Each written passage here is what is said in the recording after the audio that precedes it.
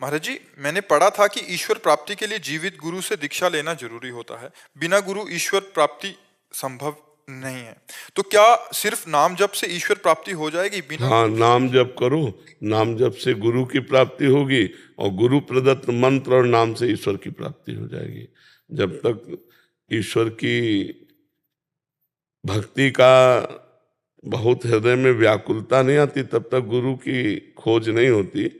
और जब ये लगता है मुझे इसी जन्म में भगवत प्राप्ति करनी, तो फिर मतलब बेचैनी आ जाएगी, गुरु के बिना बेचैनी आ जाएगी। किसका प्रश्न है?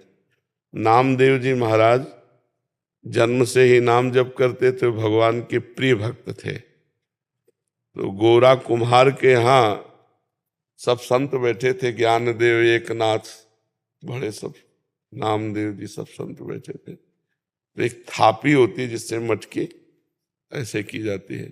तो थापी को उठाया मुक्ताबाई ने और कहा कि चाचा ये किस काम में आती है?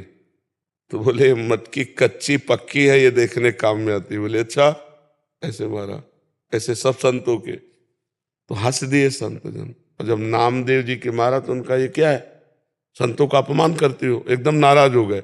बोले काका ये मटकी कच्ची है। तो सब संत फिर हंस दिए। सब संतों से कहा क्या हम कच्चे हैं? तो उनका हाँ आप कच्चे हो। क्यों कच्चे हैं? तो उनका आपने गुरु नहीं बनाया अभी तक। तो उनका गुरु बनाने की क्या जरूरत है? गुरु की आवश्यकता होती है भगवान को मिला देना। और नामदेव जी से स्वयं विट्ठल भगवान बातचीत करते थे। अब मंदिर गए और भगवान से कहा मैं कच्चा हूं। बोले हाँ कच्चे हो। जो भगवान ने भी कह दिया कच्चे, तो उनका किस बात के कच्चे हैं? उनका गुरु नहीं बनाया। तो बोले गुरु की जरूरत होती है आपकी प्राप्ति कराने के लिए। जब आप प्राप्त हो गए तो गुरु की जरूरत क्या? बोले इसी बात के तो तुम कच्चे हो, पहले गुरु बनाओ फिर तुम्हें हम बताएंगे। तो उनका हम किसको गुरु बनाएं? भगवान से पूछा। तो भगवान ने कहा इस जंगल में विशोबा खेचर नाम के महापुरुष पड़े हुए हैं, जाओ उनको गुरु बना लो। वो जंगल में गए तो शिव जी के मंदिर में वो पड़े थे, बड़े विचित्र ढंग से पड़े थे। डेहरी पे सर रखे थे और शिवलिंग पर पैर रखे थे। तो उनका ये तो साधारण आस्तिक पुरुष भी नहीं है, इनको हम क्या गुरु बना ले?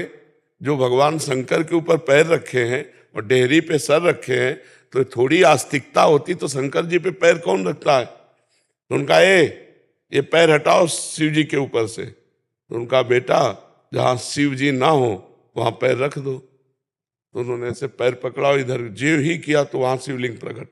जिधर करते तब उनको लगा ये तो सिद्ध पुरुष है, हम तो इनको ऐसा। तो चरणों में बैठ गए। उन्होंने कहा भगवान ने कहा आपको गुरु बनाने के लिए। तो उनका बेटा कोई कण ऐसा नहीं जहां भगवान ना हो, ये शिक्षा दी।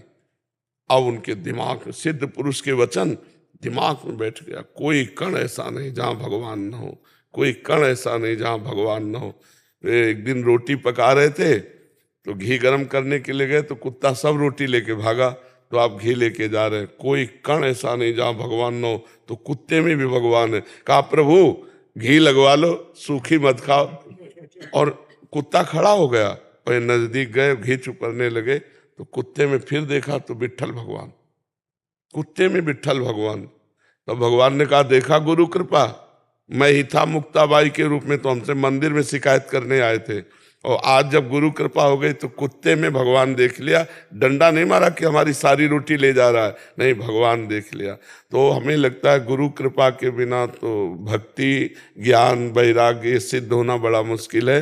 तो भगवान से प्रार्थना करें नाम जप करते हुए कि हमें गुरु की प्राप्ति कराओ। तो भगवान ही गुरु हैं, गुरु ही भगवान है, वो मिल जाएंगे।